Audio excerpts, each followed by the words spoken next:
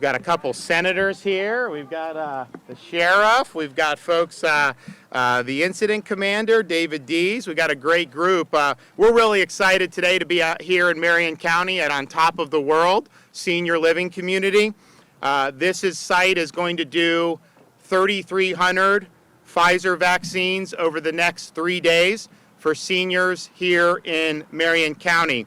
And this is a collaboration between On Top of the World and the county, and obviously the state bringing the vaccines and helping them do this.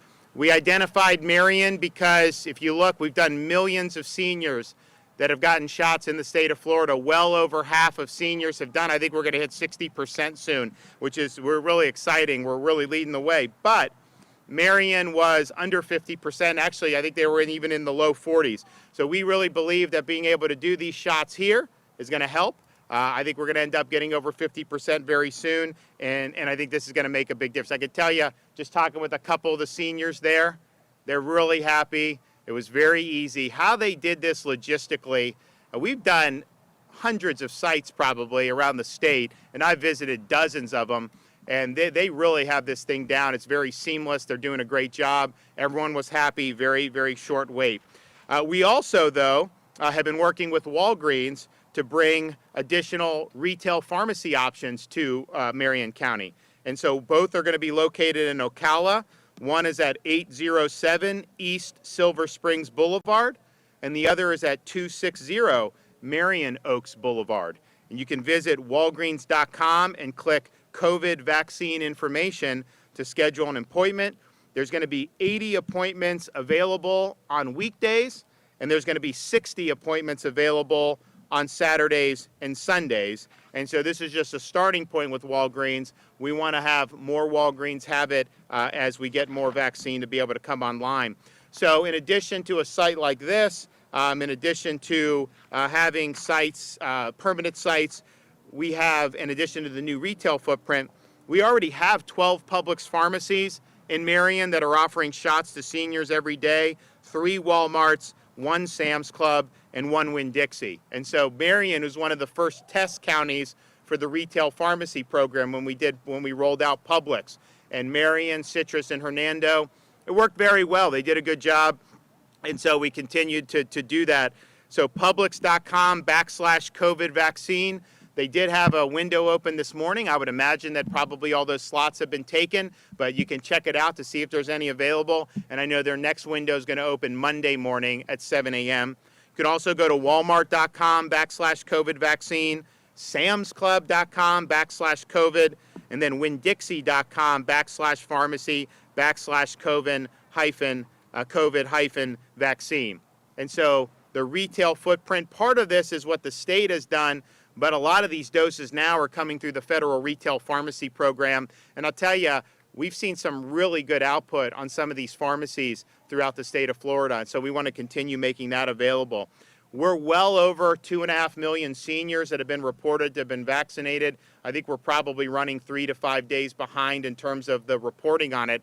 So we're probably a lot higher than even that shows, and so we want to keep the momentum going. If you look this week, we're doing a lot of shots reported already, and again, that'll only grow as the reporting catches up. So we really believe we have a great pathway to get the vast majority of seniors with at least 1 shot very, very soon. And at that point, we will then look at lowering the age, and we'll make an announcement on that. But that will happen sometime in March.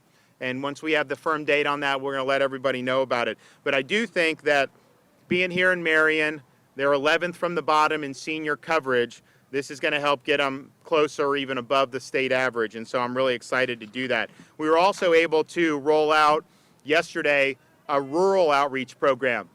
If you look at the 11 counties that have the lowest senior coverage rate, most of those are rural counties, which on one hand, it's a little bit harder if people are spread out, but on the other hand, there's not as many people. If you surge some resources there, we can turn those numbers around very quickly. So we're partnering with a group called Health Hero, which is a provider that has done other immunization campaigns in Florida to increase the efforts to vaccinate seniors in underserved areas of Highlands, Glades, Levy, Putnam, Dixie, and Gilchrist counties. And I was in Highlands yesterday We surged another 3,600 doses to Highlands at one of their permanent sites, and they were doing so well, we're sending them even more because they have some people on a waiting list. We want to knock out that waiting list of thousands and thousands of seniors. So I think that's going to happen over the next few days, which is going to be really, really exciting. Health Hero, what they're going to do, they're going to look at the situation. If they want to use existing sites, they can get some of the doses to existing sites. If they want to do a pop-up site at a church or in a senior community or at a school, they can do that as well. It's really what's the most effective to get the shots in arms. So each county, we're looking to do upwards of a 500 dose daily increase. And that will make a difference very quickly because, as I said, these are not the most populous counties. We were also last week at the HBCU, Edward Waters College. So we have 6 permanent sites that we're working with folks in communities that may be underserved. So those are doing hundreds of vaccines a day at each one. We've done dozens and dozens and dozens of vaccine sites at churches, predominantly African-American churches, since the beginning of January.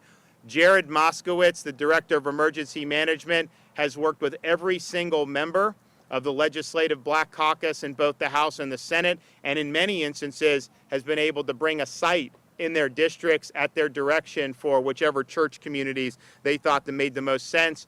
And Jared also, the Biden administration asked him on one of the briefings recently to brief some other states about Florida's approach to 65 and up vaccinations, in particular, all the great things Florida's done to be able to work with the faith community, be able to work with churches, but particularly churches in the African American community. So I want to thank Jared for all his hard work and really getting the job done.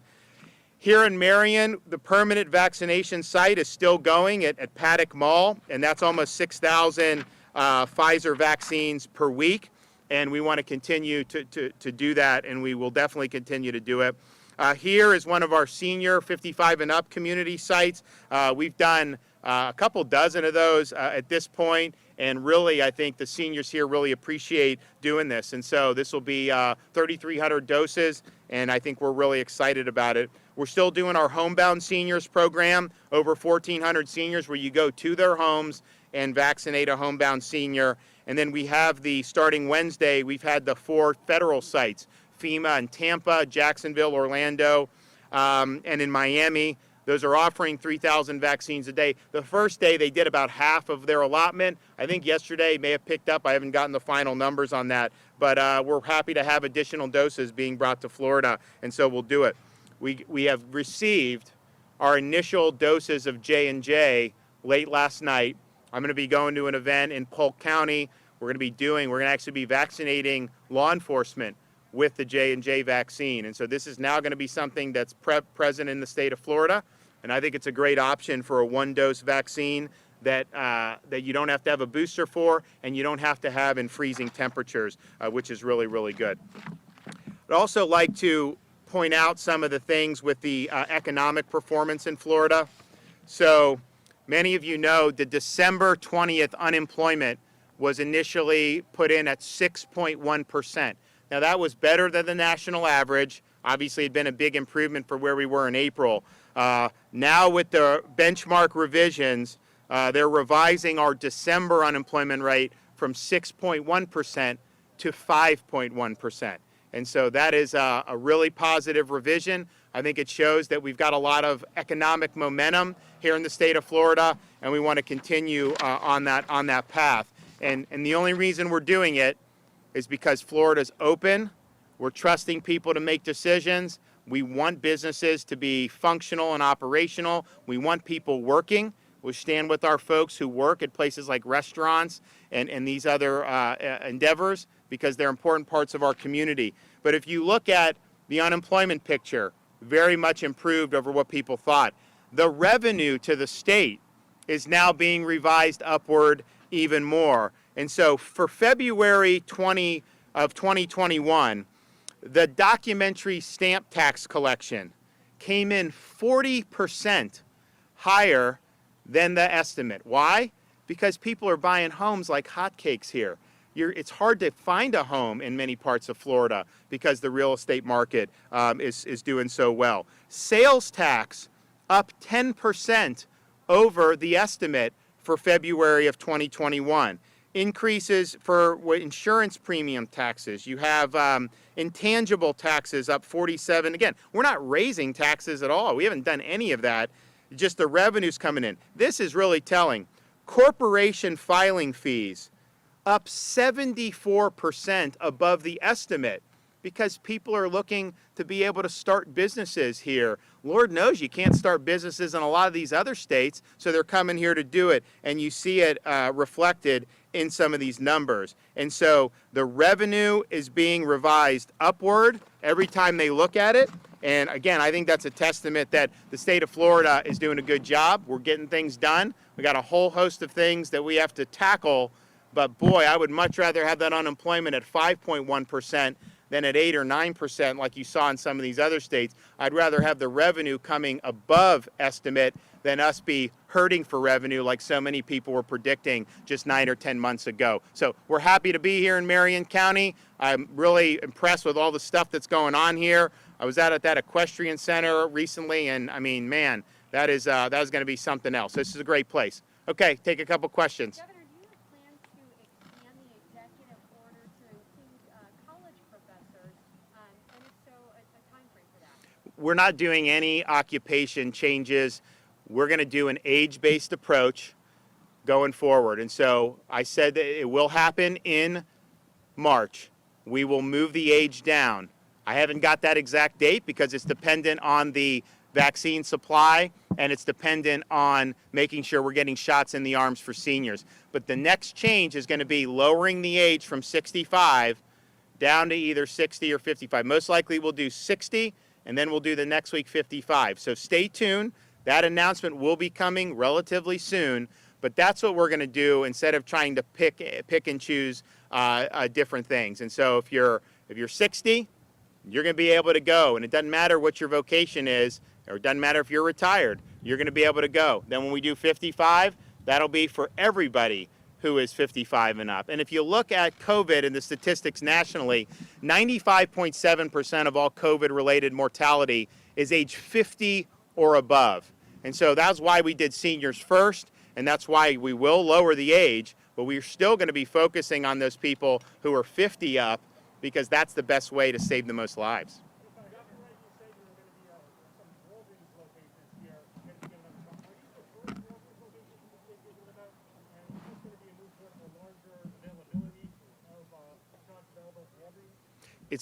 So the second part of your question, yes, it's going to be a larger effort.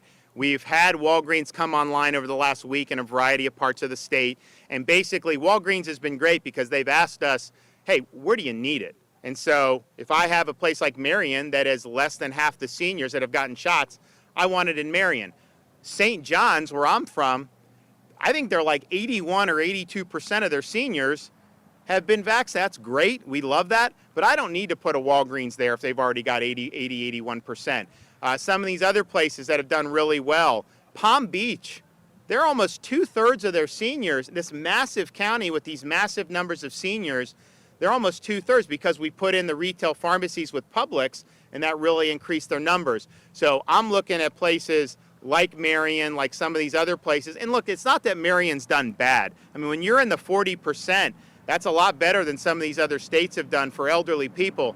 But man, we want to be able to get that going further. So yeah, this is just the start of an effort, and we're going to be doing more with both Walgreens and with CVS, because I think it's close to a lot of people. It's going to be easier to be able to do that than necessarily coming to some of these sites. So that will happen as our vaccine increases. Governor, the J&J vaccine in Polk County, can you tell me a little bit more about that?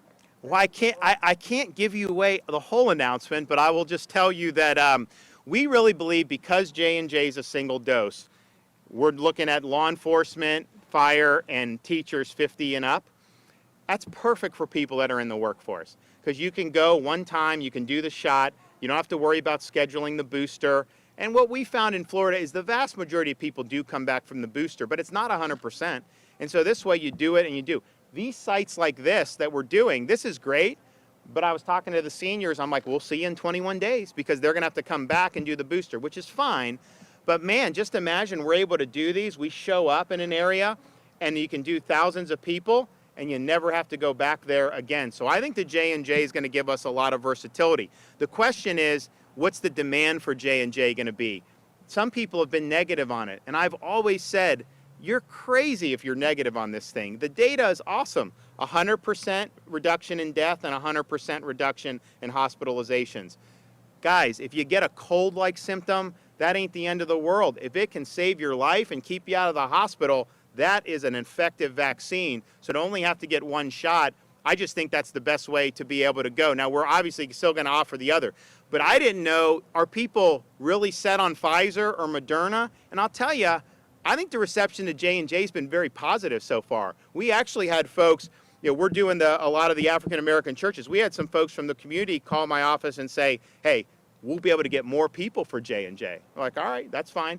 Are you planning with law enforcement around the state? Yes, we're going to be doing, we're going to be working on doing a number of law enforcement pods. If you look, the number of sworn law enforcement officers that are 50 plus and fire and all those folks, I mean, it isn't that many people. So our view is we have this J&J shipment. We can take some of that and knock out everyone who wants it in a relatively short amount of time. And so once you do 50 plus with law enforcement, I'm not saying people under 50 aren't going to want it, but the uptake is going to be a lot lower for people 35 than it will be for 55. So thanks for everyone for coming. We had a great time here. This is awesome.